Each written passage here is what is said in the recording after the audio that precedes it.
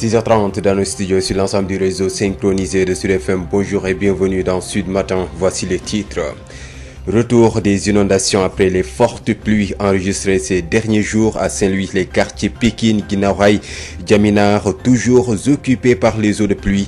Les maisons inondées, Louga patauge. Les routes sont devenues impraticables dans plusieurs points bas de la localité. Kaolack pousse un ouf de soulagement. Le niveau de l'eau a fortement baissé grâce aux dispositifs mis en place.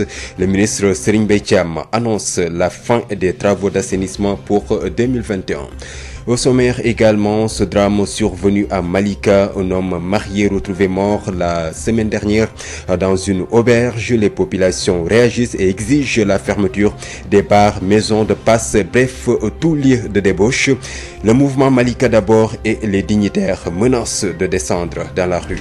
Et puis politique dans cette édition, le rapport de la commission politique du dialogue national relève la relative urgence de parachever l'évaluation du processus et de l'audit du fichier électoral, un point essentiel du dialogue qui figure parmi les sujets non encore discutés et dont dépend la fixation de la date des prochaines élections. Sur l'international au Mali, la CEDEAO préconise une transition d'un an.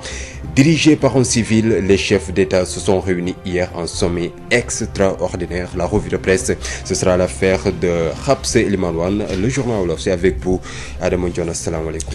waaleykum salaam Babacar. Xibaaru suba gi liñ leen ci fas yéene jukkil dina daal di nag doon wàllu mbënd mi daal di nag dooraat ak taw yu métti yi ñu daal di nag nemmeeku fan yi ñu génn Saint-Louis foofu quartier yu ci mel ni Pikine Guinaw Rail ak Diaminar dafa fees dell ak ndox kër yu bari dafa daal di nag inondé Louga itam foofe noonu la daal di nag mel yoon yi kenn mënu fa daal di nag jaar ba tax nag niveau ndox mi daanaka sonal na leen jamono ci lee Kaolack nag foofu ñu ngay tàmbalee nooyu bu baax gannaaw taw yu métti yu leen rek sonaloon pompe yeeg yi ci aju tax na ba rek ndox ma daal di nay wàññeeku ministre Serigne Mbaye Thiam daal di xam ne wàllu assainissement fii ak 2021 dinañ ko daal di nag yeggale bokk na ci itam musiba ma xew ca Malika ak ab waay bi amee soxna ñu fekk ko mu daal di nag faatu ci ab auberge askan wa nag nee ñu lépp luy baar ak maison de passe yi dinañu fexe ñu daal di ko fay nag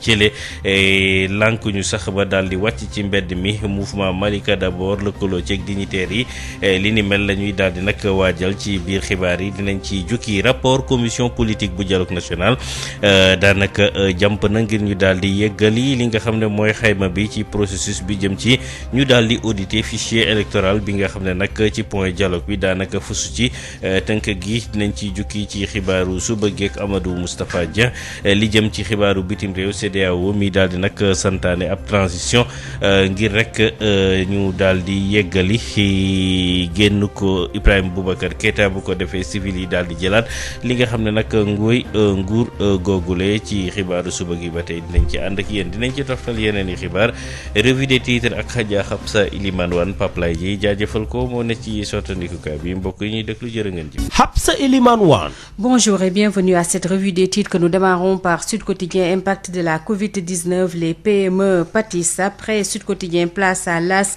irrégularité dans les données des rapports 2018 et 2020. Le Doing Business s'écroule. Après l'AS, nous nous intéressons à la une de l'U Quotidien, l'ARMP sur le dossier Sénélec Akilee, les curiosités d'un rapport provisoire, les échos, l'impossible consensus, les questions qui fâchent et freinent le dialogue politique. Après les échos, place à Libération. Dakar Dem Dikk, la commune de Mermoz Sacré-Cœur est le siège de l'APR, le doyen des juges actionnés. Tribune titre ce matin sur gestion des inondations au Sénégal, mystère autour de 750 milliards de francs CFA. Après Tribune, place à l'enquête, police contestation des mesures d'avancement, le plan de sortie de crise. Le Soleil s'intéresse au sommet extraordinaire des chefs d'État sur la crise malienne. La CEDEAO exige une transition civile immédiate. SAT, le quotidien du sport, titre ce matin sur Community Shield, Arsenal, Liverpool de feu, Sadio, un trophée pour lancer la saison. Et enfin, Sunu Lamb, Tyson, prochain président du CNG. C'est la question que se posent nos confrères. Le temps nous le dira.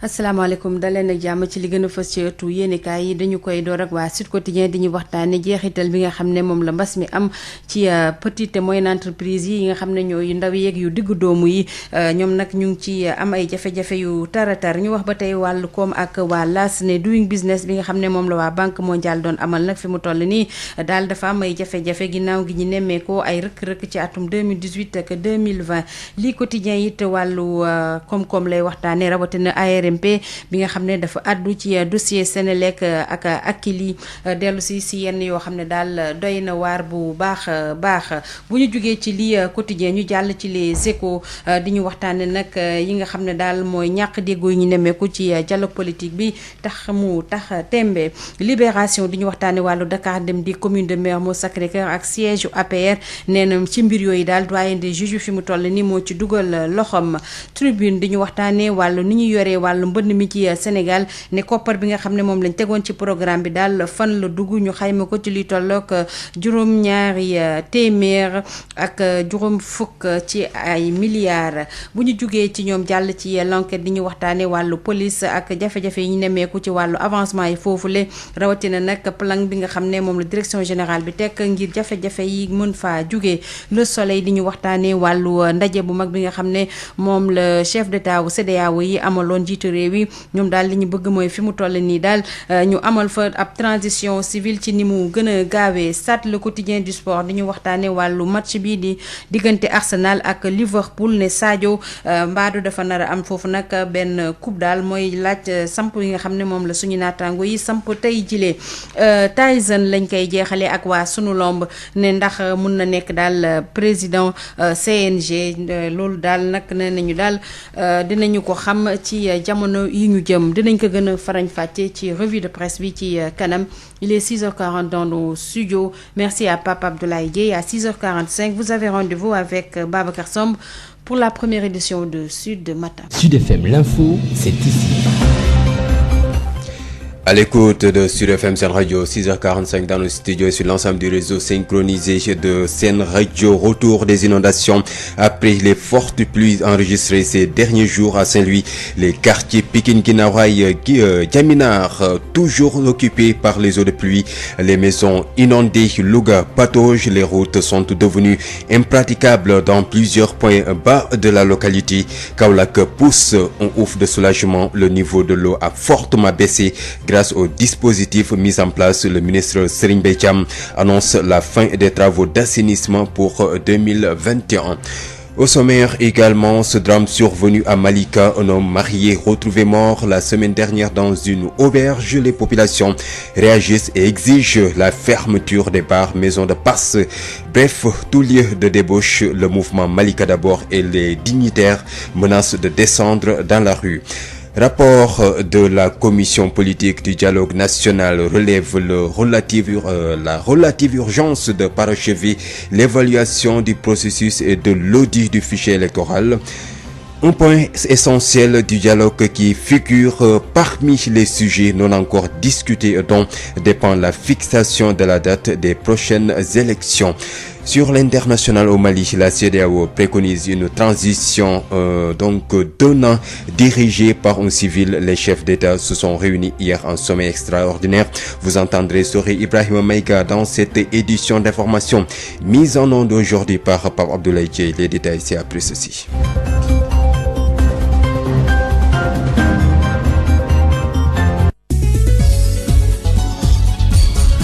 Babacar Samb qui vous dit bonjour, bienvenue, merci d'écouter sur FM Sen Radio pour vous informer l'actualité que nous débutons avec ces fortes pluies enregistrées ces dernières heures ici au Sénégal et qui ont rendu impraticable la circulation dans plusieurs points bas de la région de Louga.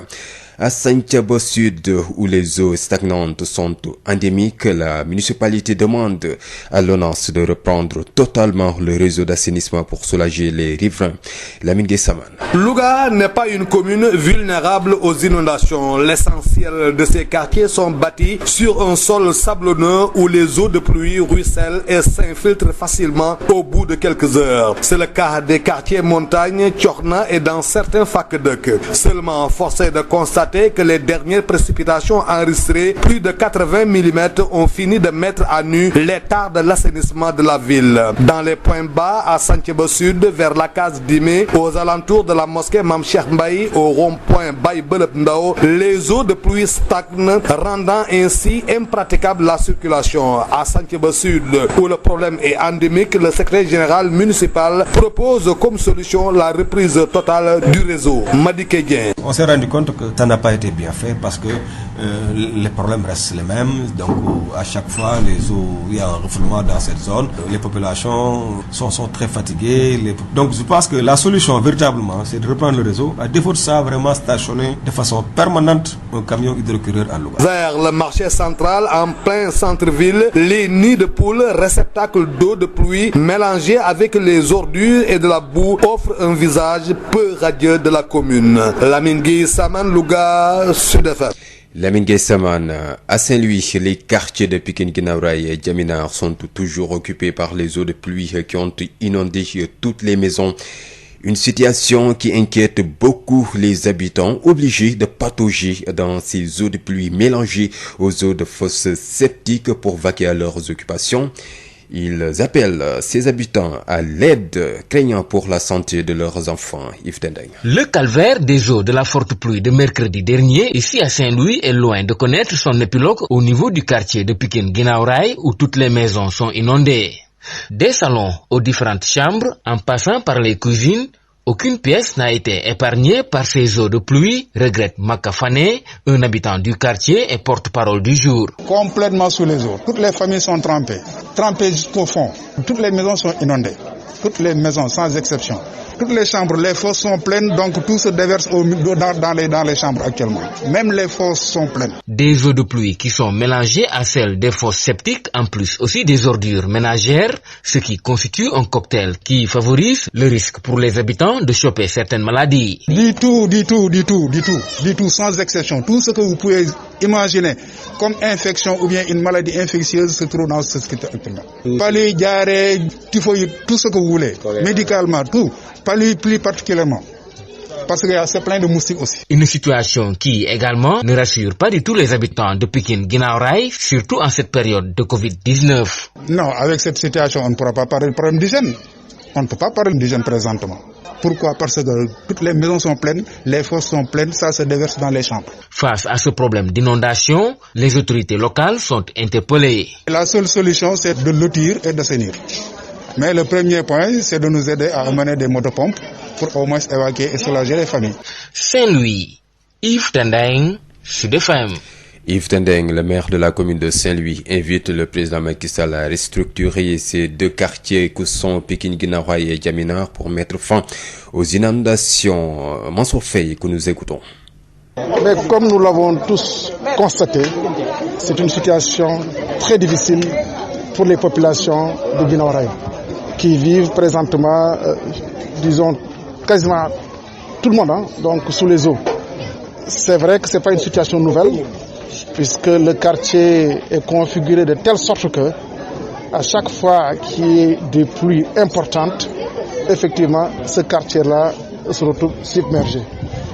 Et malheureusement, les populations, en tout cas, essayent avec les moyens de bord. Pour certaines, il y a certaines qui restent, d'autres qui sortent, certaines aussi qui se trouvent dans une position de lutte pour un petit peu sortir les eaux de leur maison. Alors, il se pose la question de la restructuration du quartier de Guinaw Rail. Et moi là, je lance un appel, vraiment, un cri du cœur à l'endroit de Monsieur le Président de la République pour nous accompagner à restructurer certains quartiers de Saint-Louis. C'est la seule solution pour, disons, avoir des structurels, apporter des réponses structurelles par rapport effectivement à ces inondations. Il n'y a pas autre solution. Il faut nécessairement et impérativement restructurer certains quartiers, surtout le quartier de Guinaw Rail, celui aussi de Diamina. Il se trouve que ce projet était inscrit il y a quelques années au niveau du ministère de l'Urbanisme. À Kaolack, le niveau de l'eau a fortement baissé grâce au dispositif mis en place par les autorités et services techniques. Le constat est fait en tout cas par Serigne Mbaye Thiam. Le ministre de l'eau et de l'assainissement annonce la fin des travaux d'assainissement pour 2021. Nous l'écoutons, propos recueillis par Awa Thiaw. Il y a une amélioration de la situation du fait des dispositifs. Parce que cette même pluie, si elle était tombée l'année dernière, je peux dire que c'est tout Kaolack qui serait sur les eaux. Parce que l'année dernière, à la même période, comme je l'ai dit, c'était 142 mm et cette année, on est à 392 mm. Donc, les investissements qui ont été réalisés et le dispositif qui a été mis en place avant la saison des pluies a permis d'atténuer les difficultés. Mais même s'il y a une seule maison qui est sur les eaux, c'est une préoccupation des autorités publiques. C'est la raison pour laquelle je suis venu ici. Pour d'abord apporter du réconfort aux populations, leur dire que l'État est à leur côté, nuit et jour, ainsi que les autorités administratives. C'est ça qui a permis de constater que entre mercredi et maintenant, le bassin de Khahoun, le niveau de l'eau a baissé substantiellement. Parce que le mercredi, on ne pouvait pas apercevoir le mur du bassin. C'est ainsi aussi qu'on a pu observer sur la base des vidéos qui ont été prises qu'au niveau de Tchofak, du fait du pompage, l'eau a considérablement baissé. Maintenant, ici au niveau du parcelle Asseni, il y a aussi un dispositif de pompage qui est derrière moi, qui fonctionne sur le point le plus bas et qui déverse vers la route nationale et qui doit, par un drainage naturel, aller vers la mer. Nous nous sommes arrêtés là-bas pour constater que les buses qui y sont ont été obstruées. Je leur ai donné les instructions pour que les travaux puissent démarrer dès demain pour libérer ces buses-là pour qu'il y ait un écoulement naturel. Ça, ce sont les travaux d'urgence que nous faisons pour cet hivernage. Tout à l'heure, on vous a expliqué qu'il y a un projet important de 15 milliards de francs CFA, toutes taxes comprises, qui est en train d'être déroulé dans le cadre du programme d'assainissement des 10 villes. Ce projet est déjà exécuté à 60%, a permis d'améliorer la situation sans pourtant la résoudre complètement. Et puis parlons tout à fait autre chose. Les soldats de l'économie de la subdivision de Fatick ont mis la main sur 456 kg de chanvre indien dans le département de Foundiougne. Il s'agit de 10 colis découverts dans la forêt de Fatala par les éléments de la brigade commerciale des douanes de Karang. Une charrette transportant 210 kg de chanvre indien répartis dans 6 colis a été interceptée également vers la commune de Nioro al-Santal par la brigade maritime des douanes de Toubacouta. Exactement 6h55 dans la banlieue de Dakar. La banlieue de Dakar, justement, les populations en croisade contre les bars et autres maisons de passe suite au décès d'un individu qui a finalement rendu l'âme à côté de sa compagne face à la presse. Le mouvement Malika d'abord et les dignitaires ont exigé la fermeture de ces lieux de débauche. Ils menacent de descendre dans les rues.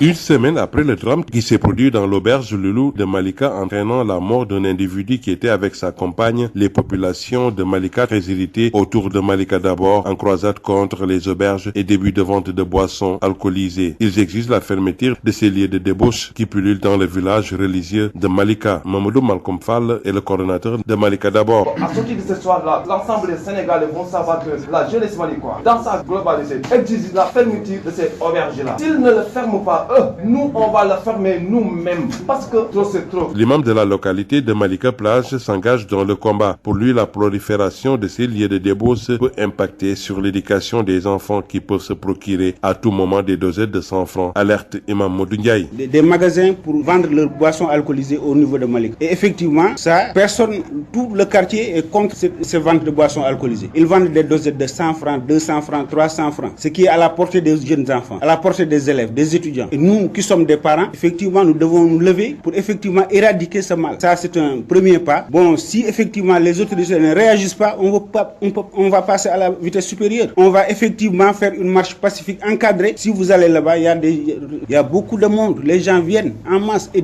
ils viennent de tous les... Donc, c'est un mal. À en croire le coordonnateur de Malika d'abord, bon nombre des tenanciers de ces lieux exercent dans l'illégalité. Parce que c'est l'autorité qui donne des licences. Avant de donner des licences, il faut faire fait des enquêtes de moralité. Et puis ces licences-là sont qualifiées. Au-delà de ça, ces licences-là sont multipliées. Il y a un bar qui est à Dagoda. On photocopie ce même licence-là et on ouvre un autre bar ici à Malika. C'est ça qu'on veut que ça. C'est ça qu'on veut que ça.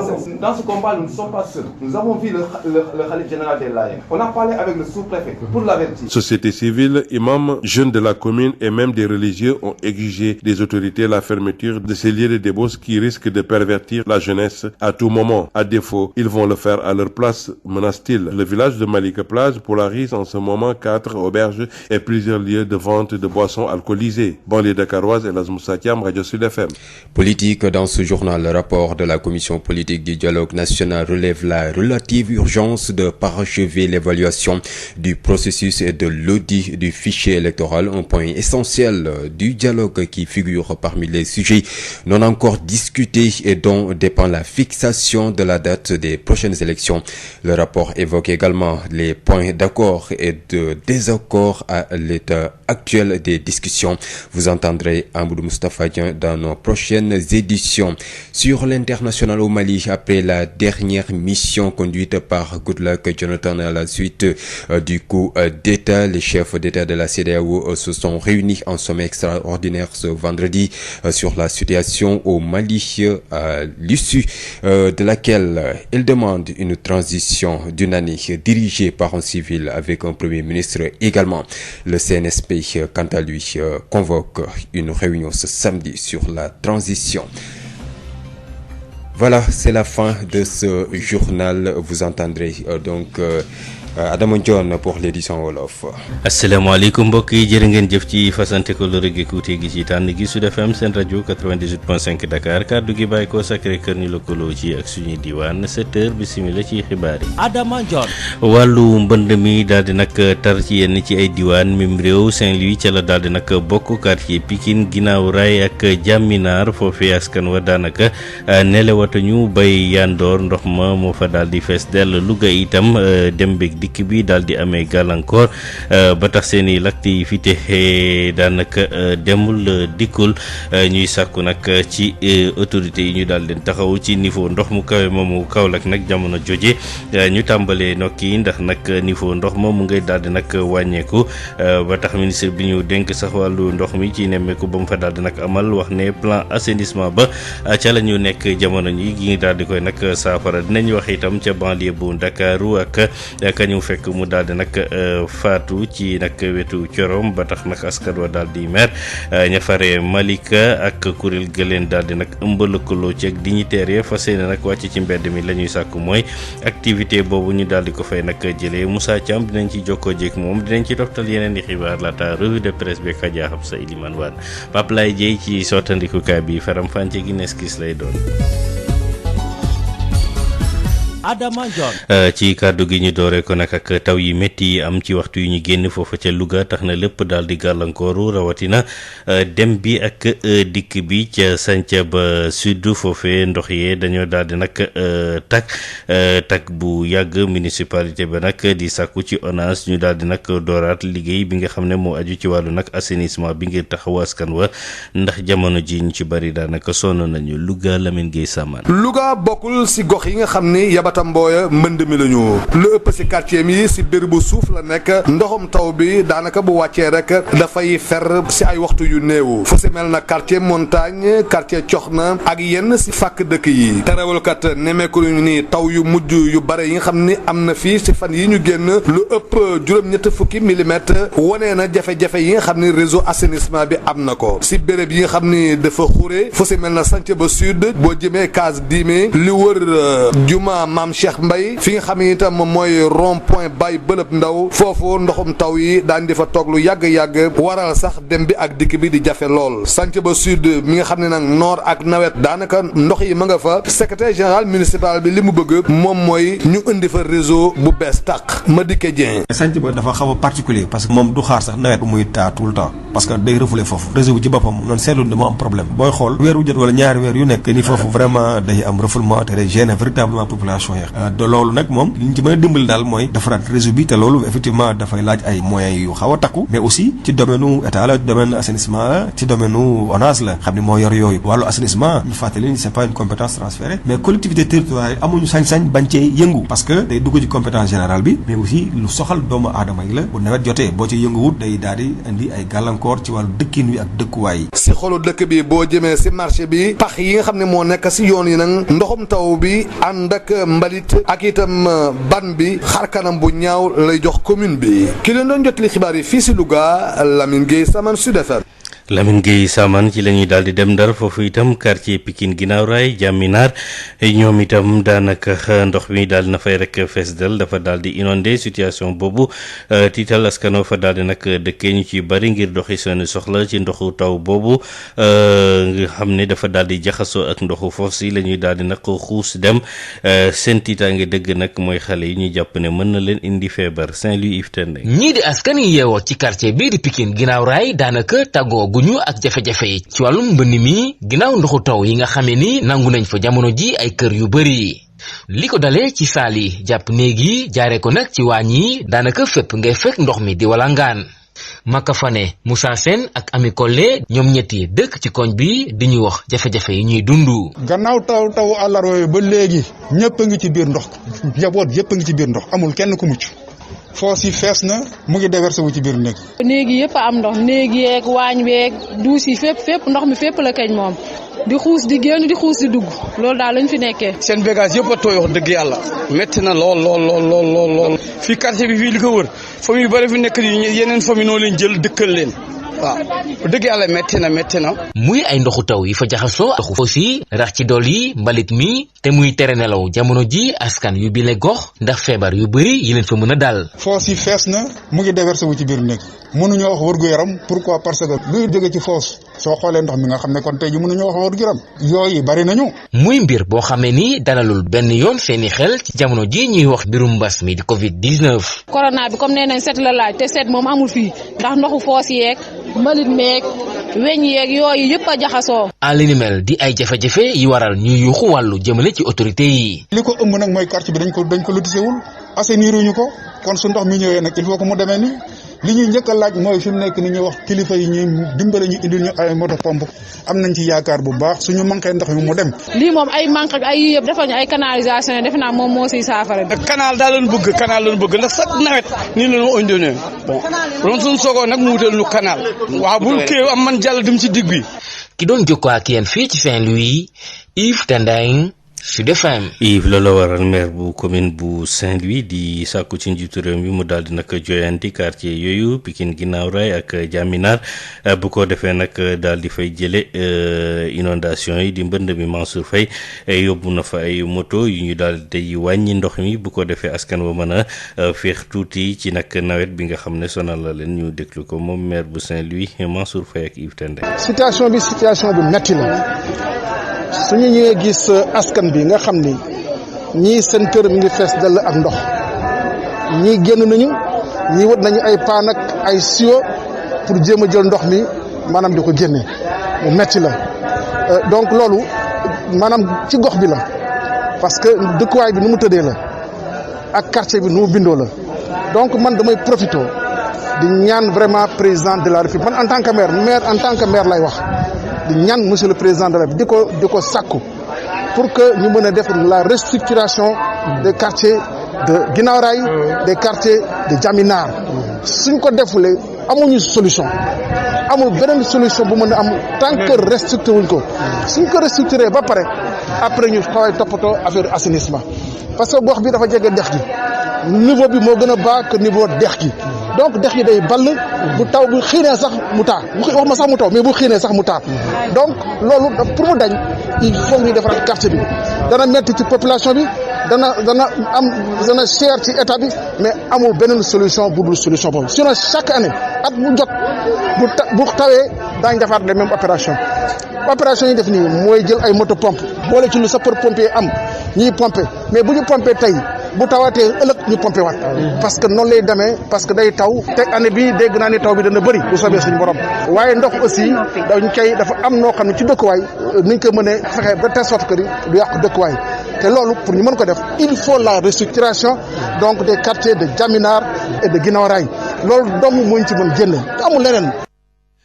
ñu desandi ak mbënd mi bi yoon ca Kaolack foofu ndox mu bari ma mu ngay daal di nag wàññeeku ndax matuwaay yi nga xam ne autorité ak service technique yi daal nañ koy rek jël ministre bi ñu dénk wàllu wi Serigne Mbaye Thiam yore wàllu ndox mi ak assainissement daal di xam ne nag liggéey assainissement yooyu fii ak 2021 dinañ ko daal di yeggale xayma nañ ko ci fukk ak juróom ci ay milliards ci suñuy koppar ca nemmeeku ba mu fa amal ca Kaolack Serigne Mbaye Thiam ñu dëkklu ko ak Adja Awa Thiaw. fii ci Kaolack àllarba dafay am taw bu bare bari boo xam ne bii wàcc na fi taw bi mu wàccee mu indi ay jafe-jafe ci yenn quartier yi waaye su fekkoon ne benn kër rek sax moo am ndox waru garu gouvernement bi mooy saafara ko loolu taxoon ñu ñëw ci tur gouvernement bi yëpp massawu leen wan leen tamit ne lu jiitu lii di am jëloon nañu ay matukaay bu njëkk bi ñu jël mooy programme bu mag buy assainissement nekk fukki milliards ak juróom yéen ci seen bopp gis ngeen liggéey bi ñu koy def benn pàcc ci liggéey bi muy ñaari bassin boo xam ne bi benn bu mag a mag la ak beneen bu gën a tuuti boo xam ne bii ñu ngi koy tabax léegi nag tabax boobu li mu pareegul moom moo tax ndox mi bi mu fa ñëwee pompe bi ko war a yóbbu ko moo tax quartier yooyu daal di am ndox waaye ñi fa nekkoon àllarba nekk fa tey jii nee nañu ndox mi wàññeeku na bu baax a baax a baax kon boog liggéey bi mi ngi dem foofu cof ak tamit won nañ leen photo àllarba ndox mi fi mu toll woon léegi brigade nationale des sapeurs pompiers def na fa pompage pompe boobu libéré na ay kër libéré na tamit ay yoon donc ñu ngi continuer di liggéey seen liggéey ñetteel bi ñu ñëw fii mooy Parcelles Assainies fii tamit brigade nationale des sapeurs pompiers fii ci sama ginnaaw ñu ngi fa def seen pompe mi ngi liggéey pompe boobu mi ngi jël ndox mi di ko yóbbu fële ci booru national bi ci yoonu Dakar bi waaye foofu yoonu ndox bi ñu def ci suufu tali bi ñi nekk ci wàllaa gi dañ ko bouché loolu nag jox naa ndigal direction prévention gestion des inondations pour que suba ñu yóbbu fa ay engins yoo xam ne danañu gas pour ndox mi jëlaat yoonam pour mën a dem ci géej gi loolu dana indi saafara ci loolu waaye pompe bi ñuy pompe déjà am na loo xam ne lii wàññi na ko ci. ci la ñuy daal di nag dem ci soldat de économie di douaniers yi yu subdivision bu Fatick yi nga xam ne nag dañoo daal di nag teg loxo lu war a toll ci ñeenti téeméer ak juróom fukk ak juróom benn ci ay kilogramme ay rek yamba chanvre indien ca département bu Foundiougne mu war a toll ci fukk ci ay colis yi nga xam ne dañ ko daal di fekk ca forêt bu Fatala élément yu brigade commerciale yu douane bu Karang daal di koy nag amal mu daal di koy xayma ci ñaar téeméer ak ñeent fukk ak juróom benn kilogramme ci li nga xam ne nag mooy yamba googule ab charrette beneen boo xam ne daf doon yëpp ñaari téeméer ak fukk ci ay kilo chanvre kenn bi dañ ko daal di teg loxo itam mu séddale woon yooyu lee xeetu nag sinébar ci juróom benn colis yi nga xam ne nag daal nañ koy rek teg loxo ca wetu commune bu Nioro Alassane Tall brigade maritime bu douane bu Toubacouta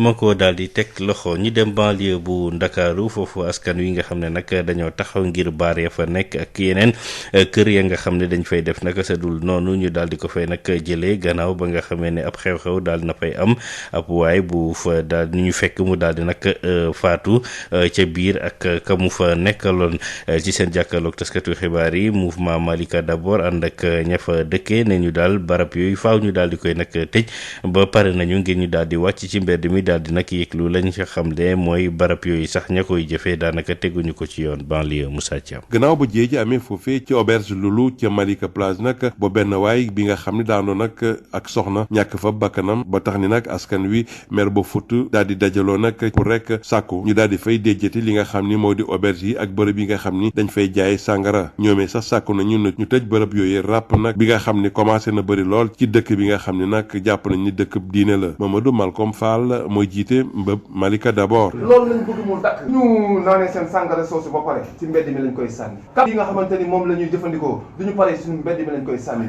suñu doom yi di ko for di ko def ay manque te loolu noonu dëgg fa yàlla nag dafa doy comme la ñu waxoon ci mbëbës dafa doy moom lañ ne lii nii auberge yi ak campement yi ak bar clandestin yi dafa doy dama bëgg ñëpp waxoon dëgg dafa doy. imam bi jiite ca Malika Plage moom tamit soobu na ci xeex bi jàpp na ni di bërëb yooyee ñuy jaayee sàngara sax ak li nga xam ne tamit fa foofu la ñuy duppee maison de passe yi commencé na di bëri te loolee tamit mën naa indi jeexital gu bon lool la ci seeni njaboot. li wolof di wax yàggul gën a indi lii kenn mësu ko xam Malika vente boisson alcoolisée kenn mësu ko xam Malika ndaxte Malika dëkku diine la kon nag bu fi demee ba nga xam ne bi boisson alcoolisée yi mi ngi fi maison de passe yi mi ngi fi auberge yi mi ngi fi parce que lii am na dëkk yu diine yoo xam ne kenn ñemewu ko fa def suñu doom yi lañ fi yàq moom ma ci gën a tiital sax mooy suñu doom yi fi nekk ay xale yu jigéen yu ndaw ay xale yu góor dañuy jaay ay dosettes yu tuuti ay 200 francs 100 francs nga xam ne xale yi mën nañ ko am dañu jóg pour yàq xale yi dëkk boo ko bëggee yàqal jigéen ñi ak xale yi dëkk bi yàqu ñoom nag ci loolu lañ taxaw. ci kàddu yu tukkee ci coordonnateur Malika d'abord xamle ni rek ni ñooñee nga xam ne sax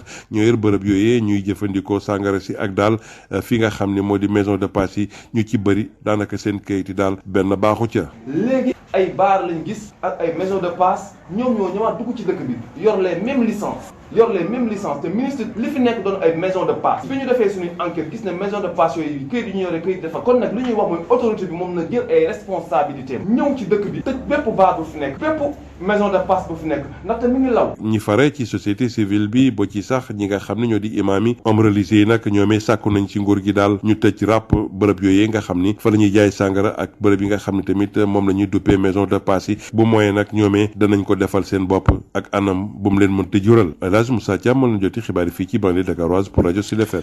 El Hadj Moussa Thiam ñu dikk ci rapport bu commission politique bu dialogue national bi nga xam ne nag jàmp na ci moom mu daal di yeggale xayma bi rawatina lu aju ci wàllu audit fichier électoral bi mu nekk ponk boo xam ne dafa bokk ci dialogue bi te bokk na ci ponk yi tax nag ñu mën a def ab joxe ab ngir ñu ne élection locale yi bés sàngam lay daal di nag am rapport boobu nag daanaka fësal na itam ponk yi nga xam ne am nañ ci nag ay accord déggoo nañ ci ak yi nga xam ne daanaka déggoo amagu ci Amadou Moustapha Dieng. commission politique dialogue national bi jot nañu jébbal seen rapport boo xam ne tënk nañ ko ngir siiwal si point yi nga xam ne nañ ko waxtaanee ba am ci juboo yeneen yi nga xam ne jubóowuñu ci ak yi nga xam ne war nañ ko juboo nu mu gën a gaawee bu ñu bëggee yeggal yi waxtaan yi li fii ak diir bi ñu ko appoon bokk na ci ponk yooyu la nga xam ne war nañ ko waxtaanee fu mu nekk nii tembe càmbar processus électoral bi ak it wàllu audit bi ndax boobule faw ñu def ko laata ñuy amal li nga xam ne moo jëm ci wàllu revue code électoral bi ñu xam ne war nañu baral liggéey bi te daal di juboo ci kàddu nu mu gën a gaawee ci nan la ñuy doxalee lépp lu jëm ci wàllu càmbar processus électoral bi ak it wàllu audit bi ñu xam ne sax jotoon nañ taxawal benn commission boo xam ne kii di Mazid Ndiaye moo ko jiitee jot na ci liggéey ba amoon na sax benn document de référence bu mu taxawaloon ñeel lu ñuy doxalee càmbaru fichier électoral bi ak it woote yi ñu xam ne fu mu nekk nii boobule pàcc moom jàmp na loolu ñu war cee waxtaan war cee juboo bu fekkee ne bëgg nañu amal élection yi ci date yi ñu ko bëgg defee ginnaaw loolu nag commission bi jot na am yeneen ponk yoo xam ne waxtaanee gu ñu ko ba léegi ponk yooyu lee bokk na si kan moo war a wuutu maire bi wala président conseil départemental bi bu fekkee ne maire bi nekku fa wala dafa am lu ko gàllankoor ponk boo xam it war nañ ci waxtaanaat wala sax boog jubóoguñu ci moo di li président de la république di wéy di nekk ba léegi chef de parti ci mim réew beneen ponk it boo xam ne ba léegi amuñu ci juboo moo di kan ci autorité administrative yi moo war a saytu te doxal élection yi ci ponk yi nga xam ne nag ba léegi waxtaanee guñ ci bokk na ci li dem ci wàllu taxawaayu chef de l'opposition bi ak gëddëm ci biir constitution bi niki noonu it taxawal jumtukaay yoo xam ne ko fi teg mu sax fi tey càmbar lépp dem ci wàllu woote ci mim réew ponk yi nga xam ne nag waxtaan nañ ci ba juboo ci moom mën nañ ci lim dàq bi ñu dàq élection yi waroon am benn fan ci décembre 2019 wàllum financement maanaam koppar yi ñu dugal ci biir parti politique yi fan lañ koy jëlee lu jël loolu war nañu fexe rataxal diggante parti politique yi nga xam ne ñoo nekk ci biir réew mi te lu ni mel it ñu ngi koy jaaralee ci lépp lu jëm ci wàllu dindi fi article 80 bile bi nga xam ne dafa nekk xeetu jaas bi ñu teg ci kaw lenn ci kujje gi niki noonu it xoolaat arrêté bi nga xam ne mu ngi koy woowee arrêté Ousmane Ngom tey aaye léeg-léeg ñu amal ay doxu ñaxtu ba autorité administrative bi maanaam préfet bi wala gouverneur bi di teel a joxe kéet bi nga xam ne mooy maye wala muy aaye marche yooyu lee daanaka 2 ba 3 fan laata lu ni mel di am. Sud Matin. Babacar Samb. Sud Matin, seconde édition. Bonjour et bienvenue sur l'actualité que nous débutons avec les fortes pluies enregistrées ces dernières heures qui ont rendu impraticable la circulation dans plusieurs points bas de Louga. À Santhiaba Sud, où les eaux stagnantes sont endémiques, la municipalité demande à l'ONAS de reprendre totalement le réseau d'assainissement pour soulager les riverains. Lamine Gueye Sama. Louga n'est pas une commune vulnérable aux inondations. L'essentiel de ces quartiers sont bâtis bâtis sur un sol sablonneux où les eaux de pluie ruissellent et s'infiltrent facilement au bout de quelques heures. C'est le cas des quartiers montagne, Thiorna et dans certains Fakdek. Seulement, force est de constater que les dernières précipitations enregistrées, plus de 80 mm, ont fini de mettre à nu l'état de l'assainissement de la ville. Dans les points bas, à Santhiaba Sud, vers la case Dimé, aux alentours de la mosquée Mame Cheikh Mbaye, au rond-point Baye Belep Ndao, les eaux de pluie stagnent, rendant ainsi impraticable la circulation. À Santhiaba Sud, où le problème est endémique, le secrétaire général municipal propose comme solution la reprise totale du réseau. Madické Dieng. On s'est rendu compte que ça n'a pas été bien fait parce que les problèmes restent les mêmes. Donc à chaque fois, il y a un refoulement dans cette zone. Les populations sont très fatiguées. Donc je pense que la solution véritablement, c'est de reprendre le réseau. À défaut de ça, vraiment stationner de façon permanente un camion hydrocureur à Louga. Vers le marché central, en plein centre-ville, les nids de poules, réceptacles d'eau de pluie mélangés avec les ordures et de la boue offrent un visage peu radieux de la commune. Lamine Gueye Saman, Louga, Sud FM. Lamine Gueye Saman, à Saint-Louis, les quartiers de Pikine Guinaw Rail et Diamina sont toujours occupés par les eaux de pluie qui ont inondé toutes les maisons. Une situation qui inquiète beaucoup les habitants obligés de patauger dans ces eaux de pluie mélangées aux eaux de fosses septiques pour vaquer à leurs occupations. Ils interpellent ces habitants à l'aide.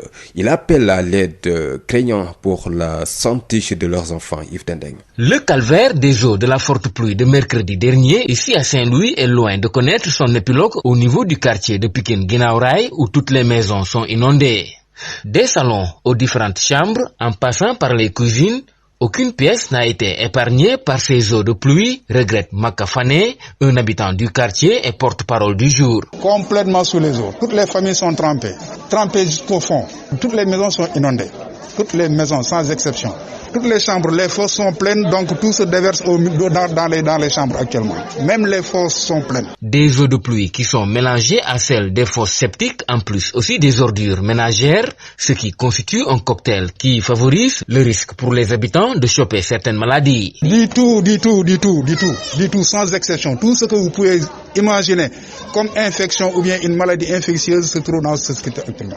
Palu, diarrhée, typhoïde, tout ce que vous voulez. Médicalement, tout. Palu plus particulièrement. Parce que c'est plein de moustiques aussi. Une situation qui également ne rassure pas du tout les habitants de Pikine Guinaw Rail, surtout en cette période de Covid-19. Non, avec cette situation, on ne pourra pas parler de problème d'hygiène. On ne peut pas parler d'hygiène présentement. Pourquoi? Parce que toutes les maisons sont pleines, les fosses sont pleines, ça se déverse dans les chambres. Face à ce problème d'inondation, les autorités locales sont interpellées. La seule solution, c'est de lotir et d'assainir. Mais le premier point, c'est de nous aider à amener des motopompes pour au moins évacuer et soulager les familles. Saint-Louis, Yves Tendeng, Sud FM. Le maire de la commune de Saint-Louis invite le président Macky Sall à restructurer ces deux quartiers que sont Pikine Guinaw Rail et Diamina pour mettre fin aux inondations. Mansour Faye y a apporté des motopompes pour soulager un peu les habitants de ces deux quartiers qui vivent difficilement l'hivernage. Il réagit ici au micro de Yves Tendeng. Mais comme nous l'avons tous constaté, c'est une situation très difficile pour les populations de Guinaw Rail, qui vivent présentement, disons, quasiment tout le monde, donc sous les eaux. C'est vrai que ce n'est pas une situation nouvelle, puisque le quartier est configuré de telle sorte que, à chaque fois qu'il y a des pluies importantes, effectivement, ce quartier-là se retrouve submergé. Et malheureusement, les populations, en tout cas, essayent, avec les moyens de bord, pour certaines, il y a certaines qui restent, d'autres qui sortent, certaines aussi qui se trouvent dans une position de lutte pour un petit peu sortir les eaux de leur maison. Alors, il se pose la question de la restructuration du quartier de Guinaw Rail. Et moi là, je lance un appel, vraiment, un cri du cœur à l'endroit de Monsieur le Président de la République pour nous accompagner à restructurer certains quartiers de Saint-Louis. C'est la seule solution pour, disons, avoir des structurels, apporter des réponses structurelles par rapport effectivement à ces inondations. Il n'y a pas autre solution. Il faut nécessairement et impérativement restructurer certains quartiers, surtout le quartier de Guinaw Rail, celui aussi de Djamina. Il se trouve que ce projet était inscrit il y a quelques années au niveau du ministère de l'Urbanisme. À l'instant, Mansour Faye, le maire de la commune de Saint-Louis, qui invite le président Macky Sall à restructurer les deux quartiers que sont Pikine, Guinaw Rail et Djamina pour mettre fin aux inondations. Peut-être un ouf de soulagement des populations de Kaolack. À Kaolack, le niveau de l'eau a fortement baissé grâce aux dispositifs mis en place par les autorités et services techniques. Le constat est fait par Serigne Mbaye Thiam, le ministre de l'eau et de l'assainissement, annonce la fin des travaux d'assainissement pour 2021. Les investissements vont coûter 15 milliards de francs CFA. Serigne Mbaye Thiam, que nous écoutons, propos recueillis par Awa Thiaw. Il y a une amélioration de la situation du fait des dispositifs. Parce que cette même pluie, si elle était tombée l'année dernière, je peux dire que c'est tout Kaolack qui serait sur les eaux. Parce que l'année dernière, à la même période, comme je l'ai dit, c'était 142 mm et cette année, on est à 392 mm. Donc, les investissements qui ont été réalisés et le dispositif qui a été mis en place avant la saison des pluies a permis d'atténuer les difficultés. Mais même s'il y a une seule maison qui est sur les eaux, c'est une préoccupation des autorités publiques. C'est la raison pour laquelle je suis venu ici, pour d'abord apporter du réconfort aux populations, leur dire que l'État est à leur côté, nuit et jour, ainsi que les autorités administratives. C'est ça qui a permis de constater que entre mercredi et maintenant, le bassin de Khahoun, le niveau de l'eau a baissé substantiellement. Parce que le mercredi, on ne pouvait pas apercevoir le mur du bassin. C'est ainsi aussi qu'on a pu observer sur la base des vidéos qui ont été prises qu'au niveau de Tchofak, du fait du pompage, l'eau a considérablement baissé. Maintenant, ici au niveau du parcelle Asseni, il y a aussi un dispositif de pompage qui est derrière moi, qui fonctionne sur le point le plus bas et qui déverse vers la route nationale et qui doit, par un drainage naturel, aller vers la mer. Nous nous sommes arrêtés là-bas pour constater que les buses qui y sont ont été obstruées. Je leur ai donné les instructions pour que les travaux puissent démarrer dès demain pour libérer ces buses-là pour qu'il y ait un écoulement naturel. Ça, ce sont les travaux d'urgence que nous faisons pour cet hivernage. Tout à l'heure, on vous a expliqué qu'il y a un projet important de 15 milliards de francs CFA, toutes taxes comprises, qui est en train d'être déroulé dans le cadre du programme d'assainissement des 10 villes. Ce projet est déjà exécuté à 60%, a permis d'améliorer la situation sans pourtant la résoudre complètement. Sud FM, l'info, c'est ici. Les soldats de l'économie de la subdivision de Fatick ont mis la main sur 456 kg de chanvre indien dans le département de Foundiougne. Il s'agit de 10 colis découverts dans la forêt de Fatala par les éléments de la brigade commerciale des douanes de Karang. Donc une charrette transportant 210 kg de chanvre indien répartis dans 6 colis a été interceptée également vers la commune de Nioro al Santal par la brigade maritime des douanes de Toubacouta. La banlieue de Dakar, les populations en croisade contre les bars et autres maisons de passe suite au décès d'un individu qui a finalement rendu l'âme à côté de sa compagne face à la presse. Le mouvement Malika d'abord et les dignitaires ont exigé la fermeture de ces lieux de débauche. Ils menacent de descendre dans les rues. Ils avancent même que les tenanciers donc de ces lieux de détente exercent dans l'illégalité, nous dit Moussa Thiam. Une semaine après le drame qui s'est produit dans l'auberge Le Loup de Malika entraînant la mort d'un individu qui était avec sa compagne, les populations de Malika très irritées autour de Malika d'abord en croisade contre les auberges et début de vente de boissons alcoolisées. Ils exigent la fermeture de ces lieux de débauche qui pullulent dans le village religieux de Malika. Mamadou Malcolm Fall est le coordonnateur de Malika d'abord. À sortir de cette histoire-là, l'ensemble des Sénégalais vont savoir que la jeunesse malicoise, dans sa globalité, exige la fermeture de cette auberge-là. S'ils ne le ferment pas, nous, on va le fermer nous-mêmes. Parce que trop, c'est trop. L'imam de la localité de Malika Plage s'engage dans le combat. Pour lui, la prolifération de ces lieux de débauche peut impacter sur l'éducation des enfants qui peuvent se procurer à tout moment des dosettes de 100 francs. Alerte Imam Modou Ndiaye. Des magasins pour vendre leurs boissons alcoolisées au niveau de Malika. Et effectivement, ça, tout le quartier est contre ces ventes de boissons alcoolisées. Ils vendent des dosettes de 100 francs, 200 francs, 300 francs. Ce qui est à la portée des jeunes jeunes enfants, à la portée des élèves, des étudiants. Et nous qui sommes des parents, effectivement, nous devons nous lever pour effectivement éradiquer ce mal. Ça, c'est un premier pas. Bon, si effectivement les autorités ne réagissent pas, on va passer à la vitesse supérieure. On va effectivement faire une marche pacifique encadrée. Si vous allez là-bas, il y a beaucoup de monde. Les gens viennent en masse et ils viennent de tous les... Donc, c'est un mal. À en croire le coordonnateur de Malika d'abord, bon nombre des tenanciers de ces lieux exercent dans l'illégalité. Parce que c'est l'autorité qui donne des licences. Avant de donner des licences, il faut faire des enquêtes de moralité. Et puis ces licences-là sont qualifiées. Au-delà de ça, ces licences-là sont multipliées. Il y a un bar qui est à Dagoda. On photocopie ce même licence-là et on ouvre un autre bar ici à Malika. C'est ça qu'on veut que ça. C'est ça qu'on veut que ça. Dans ce combat, nous ne sommes pas seuls. Nous avons vu le khalife général des Layènes. On a parlé avec le sous-préfet pour l'avertir. Société civile, imams, jeunes de la commune et même des religieux ont exigé des autorités la fermeture de ces lieux de débauche qui risquent de pervertir la jeunesse à tout moment. À défaut, ils vont le faire à leur place, menace-t-il. Le village de Malika Plage polarise en ce moment 4 auberges et plusieurs lieux de vente de boissons alcoolisées. Banlieue dakaroise, Elas Moussa Thiam, Radio Sud FM. 7h45 à Malika, c'est dans la banlieue de Dakar. Mais bon, si vous êtes à Niaguis, c'est à Ziguinchor et nous allons parler du tourisme intérieur qui permet aux Sénégalais de découvrir les merveilles de leur pays tout en dépensant moins. C'est l'alternative en tout cas proposée par les autorités sénégalaises pour sauver un secteur à l'agonie avec la Covid-19.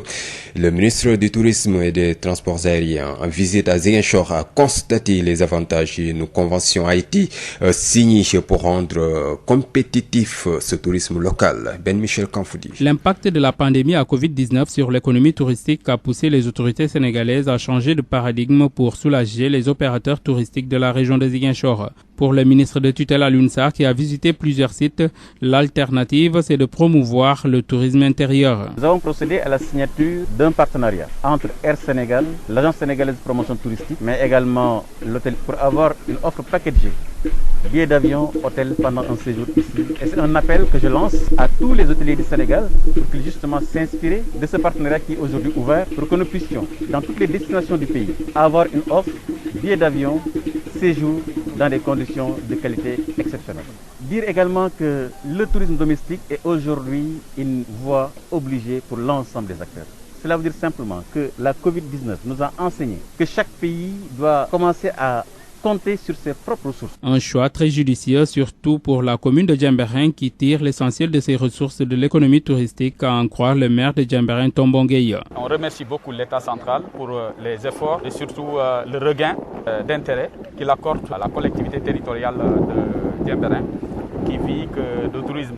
Vous savez tous ici, le tourisme c'est l'activité centrale donc à laquelle sont arrimées les autres activités. Et il est également important qu'il ait pu lancer un appel aux Sénégalais de venir ici parce que c'est quand même fondamental. Le ministre du Tourisme et des Transports aériens qui a fait une longue excursion du Cap Skirring à Molompan passant par l'île aux oiseaux, les îles de Carabane, Efran et Katakalous a invité les Sénégalais à faire de même pour découvrir les merveilles de leur pays tout en dépensant moins. Ben Michel Kanfoudi, Ziguinchor, Sud FM. Ben Michel Kanfoudi, le gouvernement du Sénégal a signé hier vendredi avec la Banque publique française d'investissement un contrat de financement de 17,6 milliards de francs CFA pour la pré-exploitation du train express régional TER devant relier Dakar à la nouvelle ville de Diamniadio. Ce financement permettra de mettre en place les services nécessaires à une bonne exploitation du train express régional par la société d'exploitation maintenance du TER. Le début d'exploitation est prévu pour 2021, indique-t-on dans un communiqué. Parlons politique. Dans ce journal, le rapport de la commission politique du dialogue national relève la relative urgence de parachever l'évaluation du processus et de l'audit du fichier électoral, un point essentiel du dialogue qui figure parmi les sujets non encore discutés dont dépend la fixation de la date des prochaines élections. Le rapport évoque également les points d'accord et de désaccord à l'état actuel des discussions. Amadou Moustapha Dia. Il ressort du rapport spécial établi par la commission que le point concernant l'évaluation du processus électoral et de l'audit du fichier électoral est celui qui demande actuellement un traitement spécial et de rigueur, car l'on ne peut effectuer la revue du code électoral sans pour autant avoir évalué auparavant le processus électoral. Et d'ailleurs, le traitement de ce point conditionne la détermination de la date des prochaines échéances électorales. Pour rappel, une sous-commission ad hoc a été mise en place sous la direction de Mazid Ndiaye. Le comité de suivi a pu obtenir un accord sur le document de référence de l'audit du fichier et de l'évaluation du processus électoral et qu'en principe, la prochaine étape de ces travaux devait être le lancement du processus de sélection en vue de démarrer l'audit qui sera suivi par le comité. Il paraît donc relativement urgent de terminer ce processus selon le rapport établi. Autre point non encore discuté à la date de la suspension des travaux, la validité du statut de l'opposition et de son chef, les réformes institutionnelles par rapport à la mise en place d'un cadre permanent de suivi du processus électoral, la rationalisation du calendrier républicain, des points de désaccord ou à rediscuter concernant la suppléance au poste de maire et de président de conseil départemental, le cumul du statut de chef d'État et celui de chef de parti, mais aussi l'autorité administrative qui doit gérer les élections. Concernant les points d'accord, le report des élections locales qui devaient se tenir le 1er décembre 2019, le principe de financement public des partis politiques et les recommandations fortes à l'endroit de la classe politique et de l'autorité pour la prise de toutes mesures allant dans le sens du renforcement de la décrispation de l'espace politique sont à noter. Cette recommandation est relative, entre autres, à la problématique de l'article 80 du Code pénal et à l'arrêté numéro 007580 du 20 juillet 2011, dit arrêté Ousmane Ngom, et la perte des droits civiques et politique de personnalités du champ politique. Il figure aussi dans les points d'accord l'importance de conformer la loi 78-02 du 29 janvier 1978 à la constitution actuelle en y intégrant la marche pacifique et le droit de marche, l'obligation du respect de l'itinéraire, l'encadrement et surtout la réponse de l'autorité administrative dans un délai de 72 heures en cas d'interdiction. Programme énergie durable, l'Agence nationale de l'outil NAMU renforce la capacité de plus d'une quarantaine de jeunes à Mékhé. Une formation en solaire photovoltaïque pour faciliter leur insertion dans le secteur de l'emploi. Babacar Sow. Programme énergie durable, développement et renforcement des capacités en solaire photovoltaïque et efficacité énergétique. L'ANAMO, Agence nationale de la maison de l'outil, forme plus d'une quarantaine de jeunes à Ngaye Mékhé, des électriciens, artisans et frigoristes. Une formation grâce à l'appui de la coopération allemande GIZ, très utile à l'ère du solaire, selon Malik Mbaye, directeur général de l'ANAMO, à la remise des attestations de fin de formation. Le président de la République, dans le cadre de ses différents accès universels, à l'accès à l'énergie pour tous. Et dans ce cadre-là, il y a un programme de 50 000 lampadaires solaires, mais également l'inauguration récente de plusieurs centrales solaires, dont 2 sont dans cette zone-là, Sinthiou Mékhé et Meouane. C'est la raison pour laquelle nous avons, en rapport avec le programme énergie durable de GIZ, initié cette formation des jeunes en maintenance, réparation des installations photovoltaïques des appareils solaires. Une formation à toute fin utile aux collectivités locales qui n'ont pas les moyens dans le cadre de l'insertion des jeunes dans le secteur de l'emploi. Malik Mbaye, directeur général de l'ANAMO. Les collectivités locales, s'ils s'arrêtent juste à ce champ de compétences transférées, ils ne peuvent pas donner de l'emploi, mais nous avons dit qu'il y a de l'emploi qui est là. Il y a dans cette politique énergétique du président de la République l'installation de ces lampadaires. Nous sommes dit que ce que nous allons faire d'abord, c'est former les jeunes, les capacités, signer une convention avec l'ensemble des collectivités territoriales du Sénégal. Sur l'utilité de cette formation qui va leur permettre d'intégrer le secteur de l'emploi, un des bénéficiaires s'en explique son nom, Abdou Aziz Dien. À travers cette formation, on nous a appris comment réparer, comment installer, comment faire la maintenance du système solaire. En tant que jeunes, non seulement on est maintenant des professionnels, cette formation va impacter dans notre carrière. La formation de l'énergie solaire est venue à son heure. Tivaouane, Babacar Sow pour Sud FM. Babacar Sow, 7h53 à Mékhé. Et même heure, si vous êtes au Mali, vous pouvez nous écouter via www.sudfm-radio.com. Sud FM vous transporte partout au Sénégal et dans le monde. Sud International. Après la dernière mission conduite par Goodluck Jonathan à la suite du coup d'État, les chefs d'État de la CEDEAO se sont réunis en sommet extraordinaire ce vendredi sur la situation du Mali, à l'issue de laquelle ils demandent une transition d'une année dirigée par un civil avec un premier ministre également. Le CNSP, quant à lui aussi, convoque une réunion ce samedi sur la transition. Les détails avec vous, Sori Ibrahim Maïga depuis Bamako. Il conditionne la levée des sanctions à l'encontre du Mali prises à la suite des événements du 18 août dernier à l'application totale de ces mesures. Contrairement au vœu émis par la junte du Comité national pour le salut du peuple lors des négociations avec la délégation de l'ancien président nigérian, qui prévoit une transition de 3 ans sous la tutelle d'un militaire pour achever le mandat du président déchu. La CEDEAO exige une transition politique civile dont la durée est fixée à 12 mois. Le président de cette transition doit être issu du rang des civils ainsi que son premier ministre. L'organisation précise également que ceux-ci ne peuvent être éligibles lors des prochaines élections. Par ailleurs, la CEDEAO s'est félicitée de la libération du chef de l'État sortant et des autres officiels arrêtés, notamment le Premier ministre Dr Boubou Cissé et le président de l'Assemblée nationale.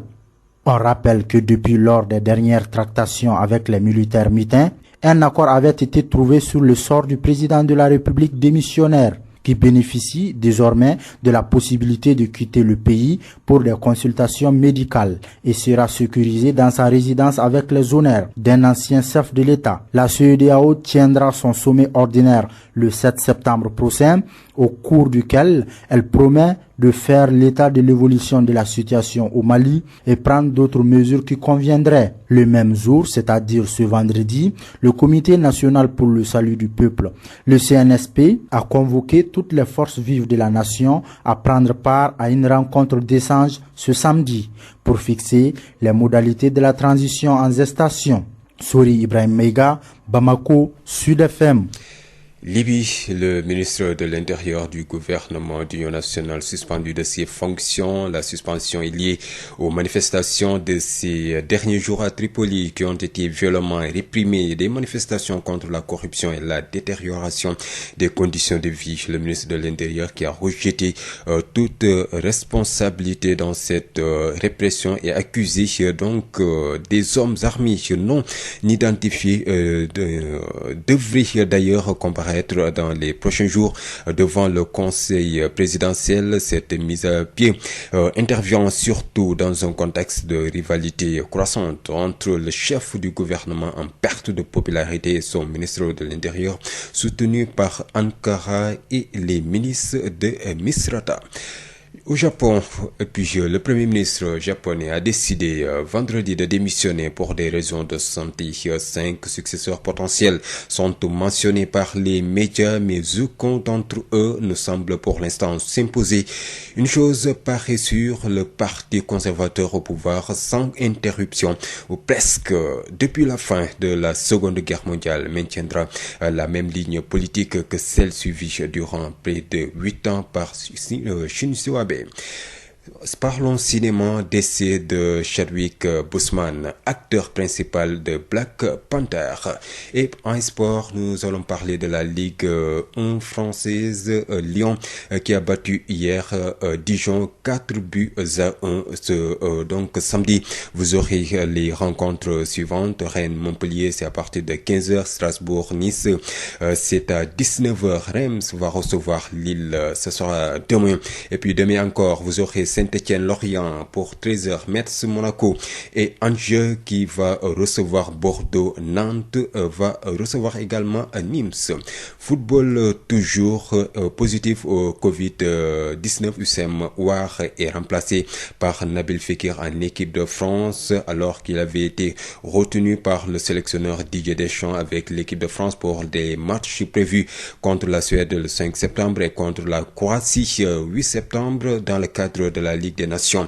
Houssem Ouar, 22 ans, ne pourra pas honorer sa première cape avec les Bleus.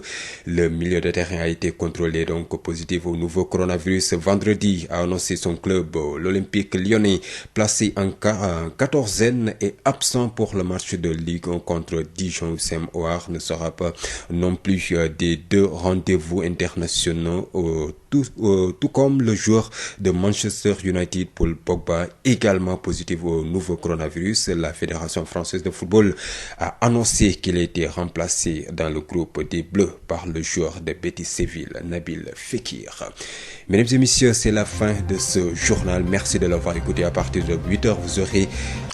salaamaaleykum mbokk yi ñaareelu pàcc Sud Matin dañ koy daal di nag dooree ba tey ak li aju ci wàllu nag mbënn mi daal di nag toroxal diwaan yu bari wala daal di nag sonal ci mel ni Louga foofee nga xam ne nag ci waxtu yi ñu mujj taw ya fa daal di nag wàcc daanaka gàllankoor na li aju ci wàllu dem beeg dikk bi quartier yi ñuy wax Santhiaba foofee daanaka ndox ma daal di na fay bari lool municipalité ba ONAS la ñuy daal di nag sàkku ñu daal di nag gàttandu askan wa waaye itam réseau assainissement bi ñu daal di koy gën a defar ngir ñu daal di mucc ci xeetu nag mbënd moomu Louga Lamine Gueye Samba. Louga bokkul si gox yi nga xam ni Yabata Mbooya mbënd mi la ñu lu ëpp si quartier mi si bérébu suuf la nekk ndoxum taw bi daanaka bu wàccee rek dafay fer si ay waxtu yu néew fu si mel na quartier montagne quartier Coxna ak yenn si fàkk dëkk yi terewul kat nemeeku ñu ni taw yu mujj yu bare yi nga xam ni am na fii si fan yi ñu génn lu ëpp juróom-ñett fukki millimètres wone na jafe-jafe yi nga xam ni réseau assainissement bi am na ko si béréb yi nga xam ni dafa xure fu si mel na Santhiaba Sud boo jëmee Case Dime li wër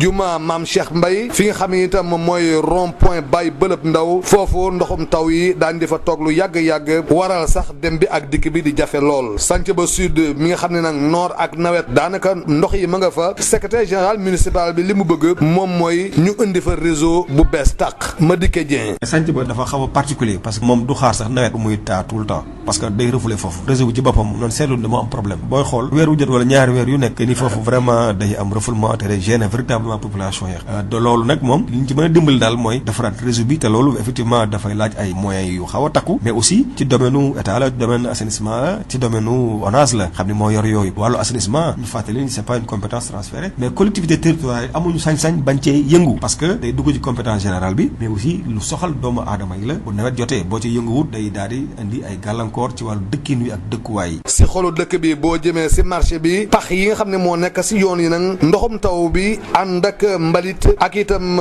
ban bi xarkanam bu ñaaw lay jox commune bi ki leen doon jotali xibaar yi fii si Louga Lamine Gueye Saman Sud FM. Lamine fële ca Saint-Louis foofu itam quartier yeneen yi ci mel ni Pikine Guinaw Rail Jaminaar foofu itam ndox ma daan na koy nag lëmbee ba tax nag askan wa dañuy faral di xuus si ndox moomee ngir daal di joxi seen i nag l'activité tiitaange ba ñuy daal di nag am mooy li aju ci wàllu nag xale yi ñu jàpp ne mën na leen indil ay feebar yu tar.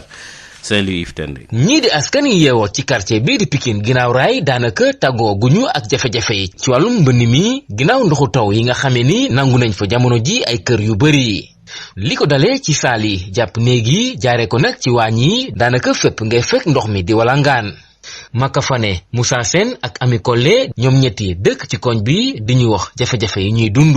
gannaaw taw àllarba ba léegi ñëpp a ngi ci biir ndox njaboot yëpp a ngi ci biir ndox amul kenn ku mucc foos yi fees na mu ngi déversé wu ci biir néeg yi yëpp am ndox néeg yeeg waañ weeg duus yi fépp ndox mi fépp la kañ moom di xuus di génn di xuus di dugg loolu daal lañ fi nekkee. seen bagage yëpp a tooy wax dëgg yàlla métti na lool fii quartier bi fii li ko wër famille yu bëri fi nekk yeneen famille noo leen jël dëkkal leen waaw dëgg yàlla métti na. muy ay ndoxu taw yi fa jaxasoo ak ndoxu foos yi rax ci dool yi mbalit mi te muy tere nelaw jamono ji askan yu bile gox ndax feebar yu bëri yi leen fa mën a dal. foos yi fees na mu ngi déversé wu ci biir néeg mënuñoo wax wërgu yaram pourquoi parce que luy jóge ci foos soo xoolee ndox mi nga xam ne kon tey ji mënuñoo wax wërgu yaram yooyu bari nañu. muy mbir boo xamee ni dalalul benn yoon seeni xel ci jamono ji ñuy wax mbirum mbas mi di Covid-19.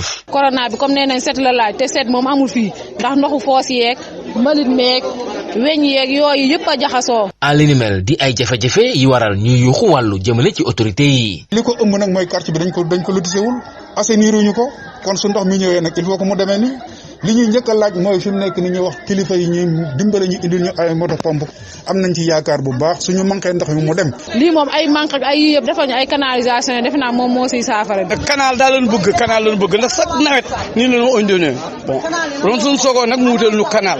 waaw bul kii am man jàll dem ci digg bi.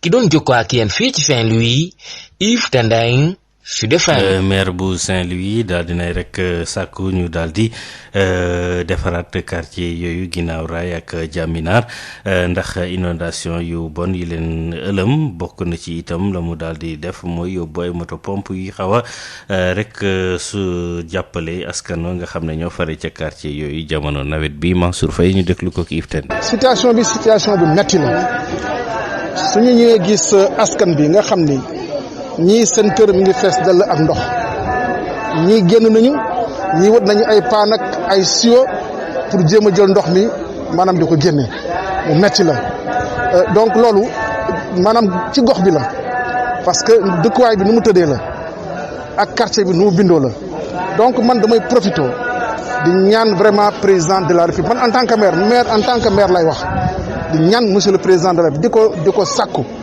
pour que ñu mën a def la restructuration des quartiers de Guinaw Rail des quartiers de Jaminaar suñ ko defulee amuñu solution amul beneen solution bu mën a am tant que restructuré wuñ ko suñ ko restructuré ba pare après ñu xaway toppatoo affaire assainissement parce que gox bi dafa jege dex gi niveau bi moo gën a bas que niveau dex gi donc dex gi day ball bu taw bu xiinee sax mu taa wax ma sax mu taw mais bu xiinee sax mu taa donc loolu pour mu dañ il faut ñu defaraat quartier bi dana metti ci population bi dana cher ci état bi mais amul beneen solution bu dul solution boobu sinon chaque année at bu jot bu tawee daañu defaat les mêmes opération yi def nii mooy jël ay moto pompe boole ci lu sapeur pompier am ñiy pomper mais bu ñu pomper tey bu tawaatee ëllëg ñu pompé waat parce que noonu lay demee parce que day taw te année bi dégg naa ni taw bi dana bëri bu soobee suñu borom waaye ndox aussi dafa am noo xam ne ci dëkkuwaay niñ ko mënee fexe ba telle sorte que du yàqu dëkkuwaay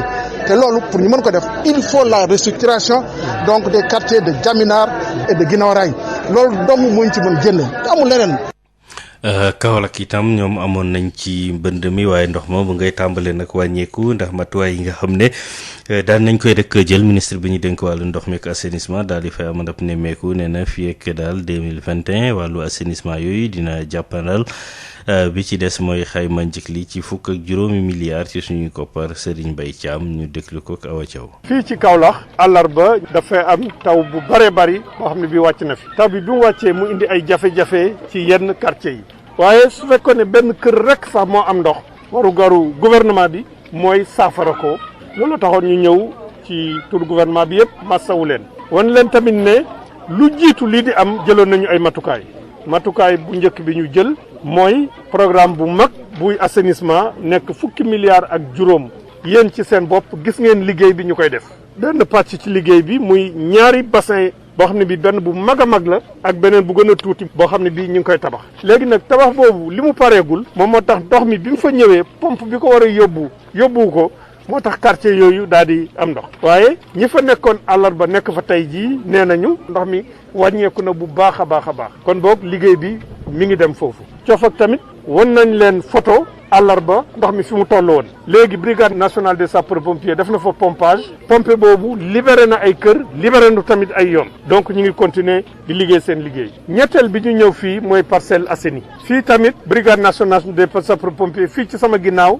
ñu ngi fa def seen pompe mi ngi liggéey pompe boobu mi ngi jël ndox mi di ko yóbbu fële ci booru national bi ci yoonu Dakar bi waaye foofu yoonu ndox bi ñu def ci suufu tali bi ñi nekk ci wàllaa gi dañ ko bouché loolu nag jox naa ndigal direction prévention gestion des inondations pour que suba ñu yóbbu fa ay engins yoo xam ne danañu gas pour ndox mi jëlaat yoonam pour mën a dem ci géej gi loolu dana indi saafara ci loolu waaye pompe bi ñuy pompe déjà am na loo xam ne lii wàññi na ko ci gis nañ ne situation bi ñu fi fekk moo tane fuuf li ñu fi fekkoon daaw parce que daaw maa ngi fàttaliku bi mu fi ñëw xëj na bi mu tawee ñaareelu taw wala ñetteelu taw laa fi ñëw situation bi commencé métti te boobu li ñu amoon quantité ci ndox li ñu am ren jii nii ful na ñetti yoon li ñu amoon ndox ci boobu ñuy doog a am jafe-jafe kon boog liggéey bi ñu liggéey am na tan boo xam ne bi indi na ko waaye saafara woogul yëpp kon boog ñi ngi masawu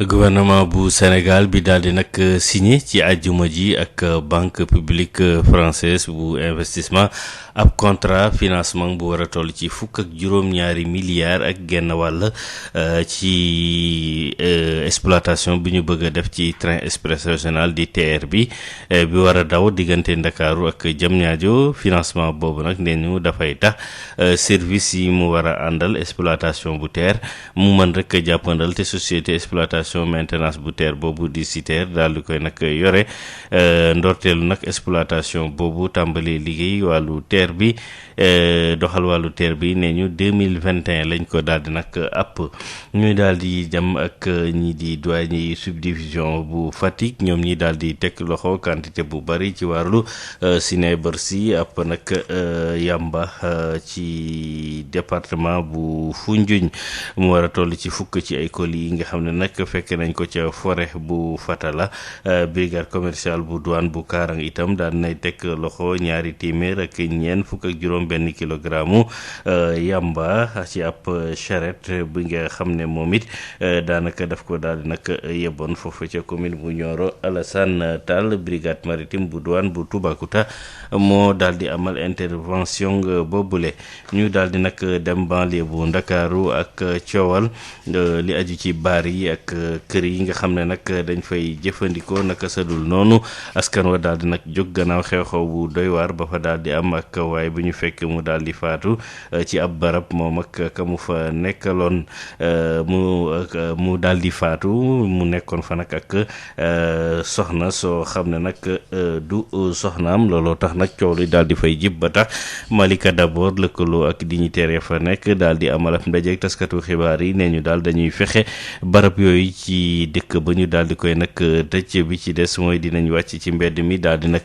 yëglu ndax jàpp nañ ne barab yooyu sax yoon nangu ko banlieue Moussa Thiam. gannaaw ba jéeji amee foofee ci auberge Loulou ca Malika Plage nag ba benn waay bi nga xam ne daanoo nag ak soxna ñàkk fa bakkanam ba tax ni nag askan wi mer ba futt daal di dajaloo nag pour rek sàkku ñu daal di fay déjjati li nga xam ni moo di auberge yi ak bërëb yi nga xam ni dañ fay jaay sàngara ñoomee sax sàkku na ñu tëj bërëb yooyu ràpp nag bi nga xam ni commencé na bëri lool ci dëkk bi nga xam ne nag jàpp nañ ni dëkk diine la Mamadou Malcolm Fall mooy jiite mbëb Malika d'abord. loolu lañ bëgg mu dakk ñu naanee seen sàngara soosu ba pare ci mbedd mi lañ koy sànni kap yi nga xamante ni moom la ñuy jëfandikoo duñu pare suñu mbedd mi lañ koy sànni suñu doom yi di ko for di ko def ay manque te loolu noonu dëgg fa yàlla nag dafa doy comme lañu waxoon ci mbëbës dafa doy moom lañ ne lii nii auberge yi ak campement yi ak bar clandestin yi dafa doy dama bëgg lépp waxoon de dafa doy. imam bi jiite ca Malika Plage moomee tamit soobu na ci xeex bi jàpp na ni di bërëb yooyee ñuy jaayee sàngara sax ak li nga xam ne tamit foofu la ñuy duppee maison de passe yi commencé na di bëri te loolee tamit mën naa indi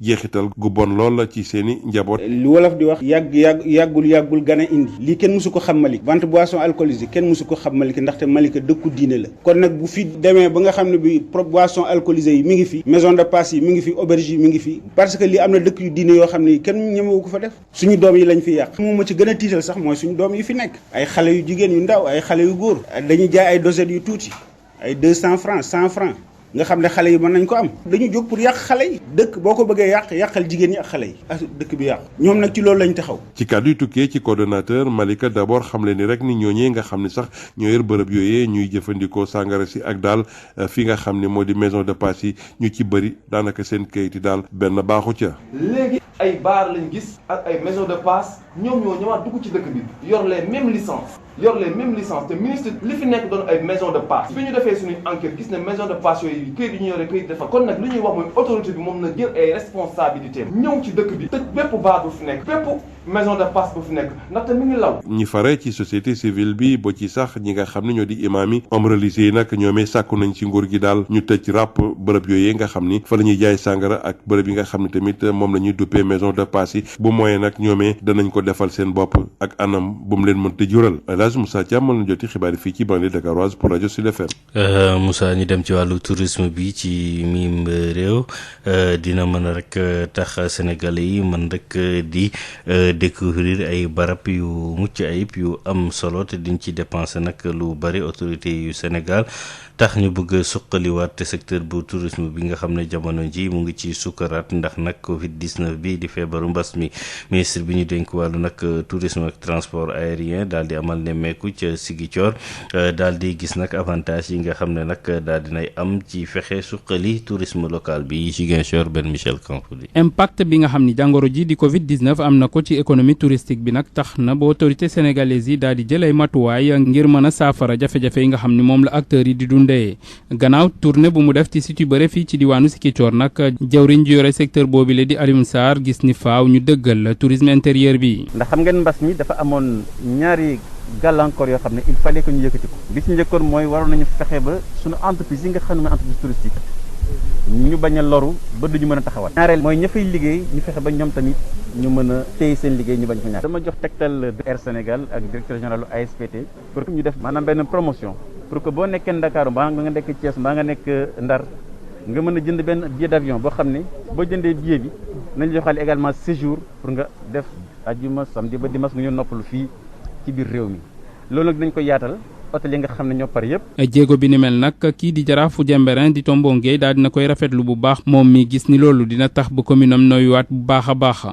remercier bu baax parce que tout simplement tey jii Sénégal dafa toll ci li ñuy wax la territorialisation des politiques publiques.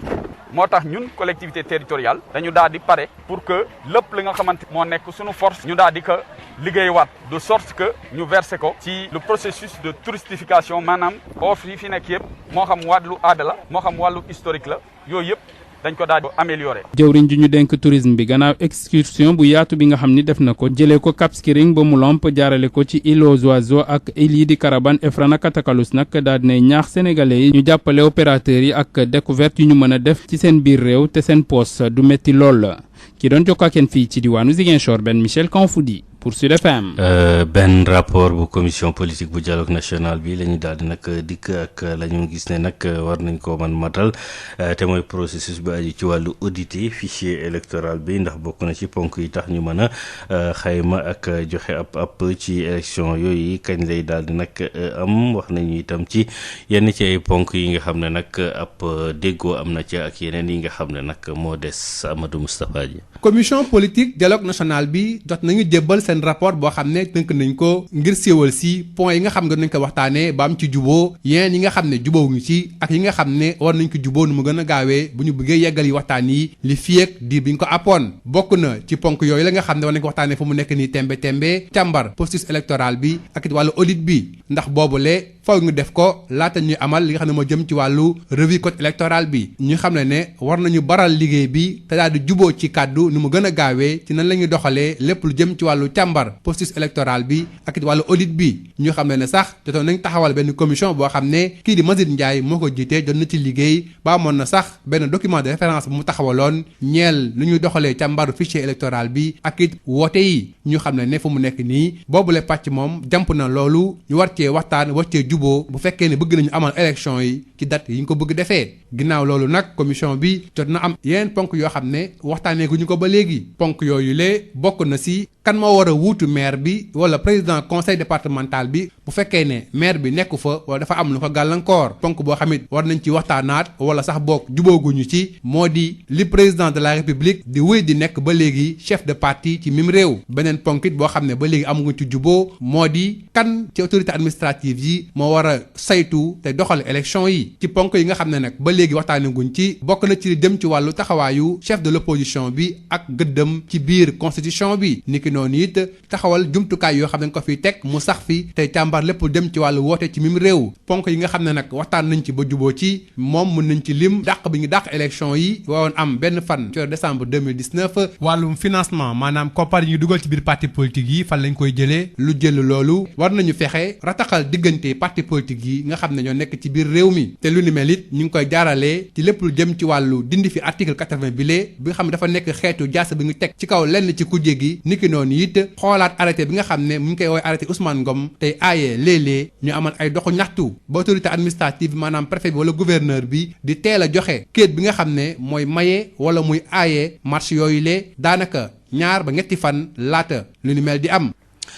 Moustapha ñu daal di dikk ci programme énergie durable ak agence boobu di ANAMO ñoom ñi daal di nag dooleel xam-xam ñu war a toll ci fanweer ci ay ndaw ci Mexe formation boobu nag ci wàllu énergie solaire photovoltaïque lañ ko daal di nag def ngir yombal leen nag bu ñu bëggee wutam xëy ci secteur boobu du leen jafe ñu dem ba Tiwaawan fekki Babacar Sow. fexe ba jëfandikoo meññeefu jant bi ci wàllum énergie suqaliku dooleel ñi nga xamee ni ñoo ci nekk di ci yëngatu di ay ndaw itam. ANAMO kuréel guy saytu maison de l'outil yi daal na ci tàggat lu ëpp ñeent fukki ndaw ca Ngaye Mékhé ay électricien artisan ak ay frigoriste di loo xam ne lii mi ngi ko amal ci jàppalek coopération allemande GIZ solaire suñu nemmeekoo ni lu am solo la jamono ji Malick Mbaye directeur général ANAMO ginnaaw bu nga xamee ni ndaw yooyee ñu ngi leen doon jébbal seenub lijaasa bu ñu noppee ci tàggatu bi. président de la république dafa jël accès universel ku ne la ngay soxla fekk la ca fa nga ko soxla ñu jël ci benn volet énergie 50 000 lampadaires mu tas ko ci Sénégal tey bu paane presque amul sénégalais bu ñu jàngal pour nga defal ñu ne léegi dinañ former ndaw ñi ñu mën a réparer lampadaires yooyu mais pour lan ñu tànn Mékhé président dafa am lu mu tuddee toolu énergie solaire ñaar daf ci ne Kajoor fii ñu nekk Sinthiou Mékhé ak Meewaan nañu tàggat ndaw ñi pour ñu am liggéey. di tàggatu boo xam ne bii am na solo lool ci dëkkaan yi suñu nemmeekoo ni ñoom ñooñee amuñu ay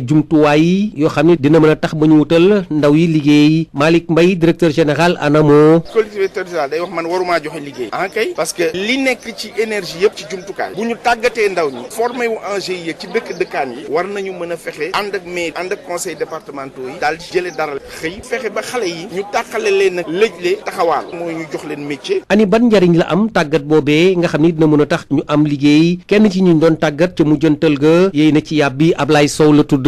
jàng nañ fi li doomu aadama doon jàng ci ñetti at ñun jàng nañ ko ci ñaar fukki fan yaqin bi nga xamante ni képp ku nu mënti jox installation wala nga woonu maintenance ci dimensionnement ci installation kër wala pompe solaire am nañu taxawaay bi nga xamante ni mën nañ la ko defal ba sa xol sedd. Tivaouane Babacar Sow dañ ca jokkoo ak yéen pour Sud FM. Babacar Sow jaajëfal ko ci la ñuy daal di nag tàbbi xibaaru bitim réew yi ak nag mission bu mujj bi nga xam ne nag Goodluck Jonathan daal na koy rek jiite ci wàllu coup d'état ba ca Mali loolu waral chef d'état yu CEDEAO daal di ci amal ab ndaje sommet extraordinaire boo xam ne ci àjjuma bi wax nañu ci la xew ca Mali la ñu daal di rek def ci digle mooy transition maanaam ñi yore nguur ga ñu daal di koy jébbal ab civil diir benn at te mu am kenn ku ko jiite kuy doon premier ministre boobu jamono nag CNSP di kuréel googu daal di taxaw ngir salut bu peuple bu Mali ñoom nag ñu ngi woote ab réunion ci samedi tey jile ci situation transition boobule loolu ñuy daal di nag yóbbu ba dëkk boobu ñuy wax nag Liban foofee nga xam ne nag le ministre intérieur bu gouvernement union nationale ba daanaka dañ ko daal di aj ci fonction boobu mu doon nag doxal la ko waral mooy manifestation yu mujj am foofa ca Tripoli nga xam ne nag dañ ko daal di réprimer maanaam daal di sonal ak duur ba ci sax tasaare wàllu manifestation yi nag wàllu guerre lañ doon daal di xeex ak condition yooyu askan wa doon dundee moom nag ministre intérieur moom nee na tuuma yooyu daal di teg ci ay ndoddam weddi na ko waaye itam tuumal na ci ay nit ñu yore seen ngànnaay te kenn xamul fa ñu daal di nag bokk ba tax moom sax war na daal di wuyu ci kanamu yoon ci bi fan yi ñu daal di nag jëm war a jàkkaarloo ak conseil présidentiel ngir indi lay ci loolee ñu ko daal di nag tuumaal mbir moomu itam daal di nag am ci contexte boo xam ne daanaka rivalité yi daal nay tar lool diggante gouvernement ba nga xam ne nag mu ngi ñàkk bu baax a baax popularité am ak ministre intérieur bi nga xam ne mbir yooyu ñu ngi ko koy daal di nag tuumaal ñu daal di dem ba Japon foofu premier ministre bu Japon moom mi daal di jël dogal ne daal dafay démissionner tekki ndombal tànkam la ko waral mooy daal wàllu wér-gu-yaramam la jàpp ne jàppandalul lu war a toll ci juróom ci ay nit ñi ko bëgg a wuutu daal nañuy rek joxe seeni nag tur waaye amul kenn ku ci daal di fësagum ne daal noppi na ngir daal di nag jël mbir moomee li fës daal mooy parti conservateur boobu nga xam ne moo nekk pouvoir ba ñàkkum corruption moom nee ñu mu ngi koy daal di nag doxal ba tax na nag ba ñu noppee ci guerre mondiale bi mujj bi dernière guerre mondiale bi ba léegi ba mu jeexee nee na nag ligne boobu moom la ñuy daal di doxal foofa ca Japon rawatina ci juróom-ñetti at yi ñu daal di nag génn ak njiit la di Shinzo Abe ñu jeexale ko nag ak xibaar bu tiis aju nag ci kii di Chadwick Boseman moom mi nga xam ne mooy acteur bu Black Panther ci wàllu cinéma moom dafa daal di nag génn àdduna RFI daal di nag joxe boobule xibaar. Adama Ndione. mbokk xarit yi kon fi lañ yem ak yéen ci édition Sud Matin rédaction bi midi ak benn waxtu lay dellu si waat 9h xibaar yi ci tënk jaajëfal bu baax a baax Pape Lay Dieye mi ñu àndaloon ci sottandikukaay bi ci kanam tuuti Alaaji Moussa Thiam dina teew ci seen émission loo ci xam mbokk yi ñuy déglu gërëm leen sant leen ñaanal leen sàkku ci yéen ñaan ñu yendu jàmm. Sud FM, toujours copié, jamais égalé. 98.5, Dakar.